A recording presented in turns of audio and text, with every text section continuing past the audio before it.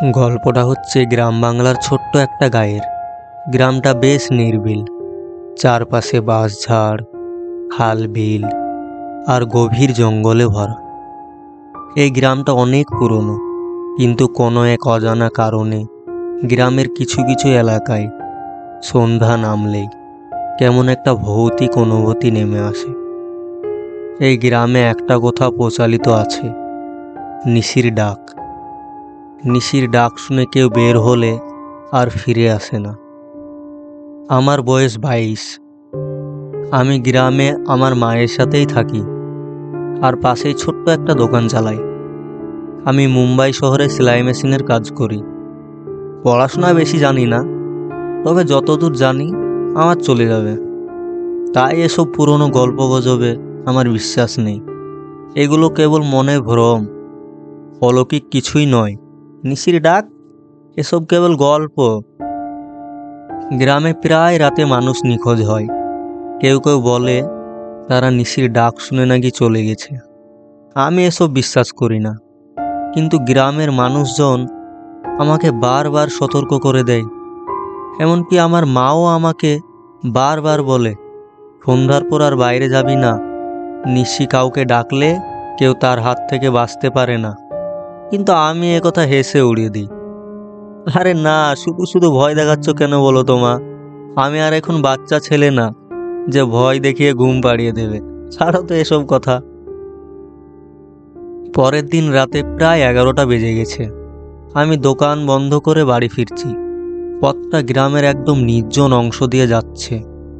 পাশেই বাঁশঝাড়, আর তার পাশে একটা পুরনো শ্মশান। চারপাশ নিস্তব্ধ, গা ছমছম করা পরিবেশ। আমি দ্রুত হেঁটে চলেছি। যেতে যেতে আমার মনে পড়ল গ্রামের লোকজনের বলা কথা, আর বাড়ি থেকে আসার সময় মায়ের বলা কথাগুলো। আর কেমন একটা ভয় ভয় লাগছে, ভয়ে গা কেঁপে কেঁপে উঠছে। হঠাৎ শুনতে পেলাম একটা মায়ের কণ্ঠস্বর। ও হাসিবুর, হাসিবুর, ও হাসিবুর।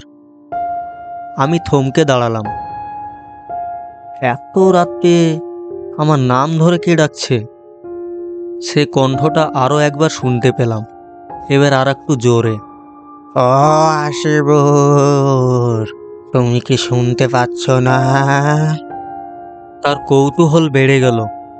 কণ্ঠটা কেমন যেন মিষ্টি, অথচ ভেতর থেকে একটা ঠান্ডা শিরশিরে অনুভূতি জাগিয়ে তুলছে। আমি ভয়ে ভয়ে বলছি, কে কে কে ডাকছে আমাকে? এসব এসব কি পাগলামি? কে কে কে তুমি? কণ্ঠের উৎসর খুঁজতে গিয়ে আমি বাঁশঝাড়ের ভিতর ঢুকে পড়লাম। হঠাৎ আমি যা দেখলাম, আমার গাটা শিউরে উঠল। আমার সামনে সাদা শাড়ি পরা একটা মেয়ে দাঁড়িয়ে আছে।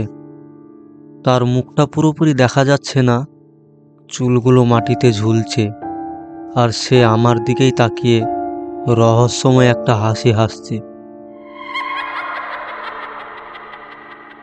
আমি বিস্মিত হয়ে বললাম, তুমি কে? এভাবে ডাকছো কেন আমায়? মেয়েটি আমার কথায় কোনো উত্তর না দিয়ে ধীরে ধীরে পেছন ফিরল, আর আমাকে ইশারা করে যেন তার পেছনে আসতে বলল। আমি কিছু না ভেবেই মেয়েটির পেছন পেছন হাঁটতে লাগলাম। কেমন জানি সম্মোহিত হয়ে গেছি। আমার নিজের উপর কোনো নিয়ন্ত্রণই নেই। এভাবেই মেয়েটি আমাকে গভীর জঙ্গলের দিকে নিয়ে যাচ্ছে। হঠাৎ আমার মনে হলো, আমি তো আমার গ্রামের পরিচিত রাস্তায় নেই। আশেপাশে একটাও বাড়িঘর বা পরিচিত স্থান নেই। পথটাও কেমন অদ্ভুত, যেন সরু হয়ে আসছে। চারপাশের গাছগুলো যেন আমার দিকেই হাত বাড়িয়ে আছে। এমন সময় মেয়েটি আবার আমার দিকে তাকালো। এবার তার মুখ পরিষ্কার দেখা যাচ্ছে। মুখটা শূন্য, শুধু একটা অন্ধকার, আর তার ভেতর থেকে একটা অমানসিক হেসে ওঠা শোনা গেল। সেই হাসির শব্দে রক্তহীন হয়ে গেলাম। আমি পিছিয়ে আসতে চাই, কিন্তু আমার পা যেন নড়ছে না। মেয়েটি আমার দিকে হাত বাড়ায়, হাতটা যেন কঙ্কালের মতো শুকনো, আর তার নাখনগুলো মাটিতে আঁচড় কাটছে। আমি ভয়ে কাঁপতে কাঁপতে চিৎকার করে উঠলাম, কিন্তু আমার গলা দিয়ে কোনো শব্দই বের হলো না। আমার মন ভয়ঙ্কর এক অন্ধকারে ডুবে আছে। চোখের সামনে সবকিছু ঘোলাটে হয়ে আসছে। আমি আর কিছুই বুঝতে পারছি না। সকালে গ্রামের লোকেরা হাসিবুরকে রাস্তার ধারে অজ্ঞান অবস্থায় পড়ে থাকতে দেখে। তারা দ্রুত তাকে বাড়িতে নিয়ে আসে। তার মাকে খবর দেওয়া হয়, আর মা এসে কান্নায় ভেঙে পড়ে। হাসিবু ধীরে ধীরে চোখ খুলে ফেলে, কিন্তু সে যেন সম্পূর্ণ ভিন্ন মানুষ হয়ে গেছে। তার মুখে আতঙ্কের ছাপ, চোখে এক নিস্তব্ধ শূন্যতা।